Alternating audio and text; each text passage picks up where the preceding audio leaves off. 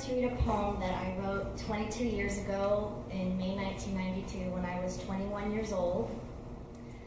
I wrote this poem as a baby shower gift for friends of mine, Matthew and Christina Ashford, who were expecting their first child, a girl, who on June 15th this year will be 22 years old, about the same age I was when I wrote the poem for her parents.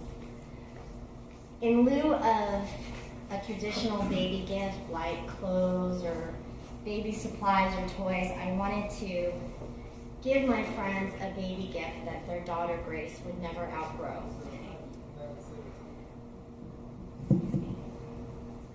The title of the poem is The Life of a Child. The life of a child. Out of the silent darkness of your familiar cocoon, nourished by channels of love, you emerge.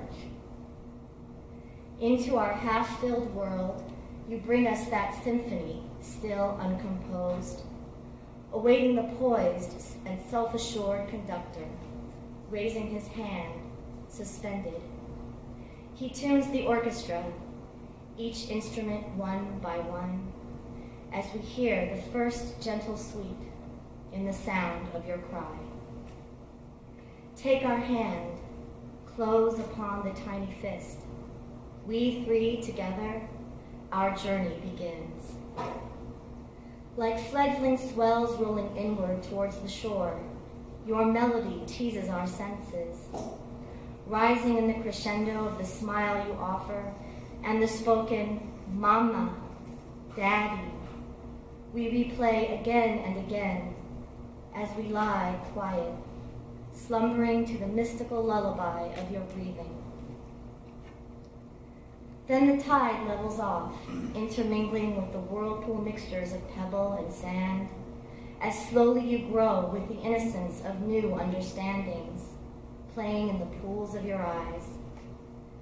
Touch, point, question, and there is an explanation, as we relearn along with you, but through the eyes of another. Thrown off balance by the thunderous energy of surf crashing out of control, paralleling deafening resonance, building, shaping, climax, fortissimo, as you tremble, taking your first step into our arms. Cirrus clouds pass through, casting shadows upon the ripples, as you come to us in frightened tears of pain, from the knee you scraped when bicycle met pavement. Without a warning, shimmering prisms break through to the water's skin.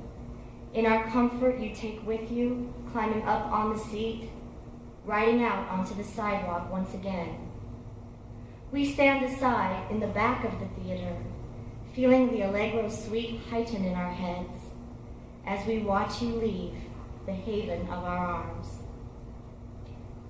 Time carefully adds each note, now and then reprising, as your unexplained chosen talents blossom, each year bringing forth a new petal to quiver on the stem, blowing delicately in that wind designated to push forward the sails in the surrounds of an open sea. Protected by the borders we set, an invisible horizon grasping the setting sun, as you fall asleep amidst the storybook worlds we open to you each night. You fall back upon our shoulders on the morning you awaken to feel the shift in the tides, direction of the wind uncertain now. The bow turns, heading away from us. We hear a string slip out of tune, breaking the continuous rhythm we once knew, as we, the sculptors, face that broken mold, creating the identity all its own. In the face of the child, we see the adult, now grown. We are your audience, your composer, your musician, once the conductor who now hesitantly hands over the baton, suspended, awaiting the first sovereign stroke of independence to fall. How terrifying to step back and listen as the symphony continues on, reaching to merge with your crescendoing rhythms, extending wide to gather you in when your harmonies disband. Here are we always to remind you of the beacon guiding you in from your storms, sending you back out again and again to find another port, until you return and play for us alone, the conglomeration of all you have seen and done, since last your symphony resounded in these halls. Each time sharing the music, absorbing each nuance of its patterns, comes forth that recognition as part of us, that intricate piece we began so long ago alongside you, to carry through in that eternal circle of love entitled The Life of a Child.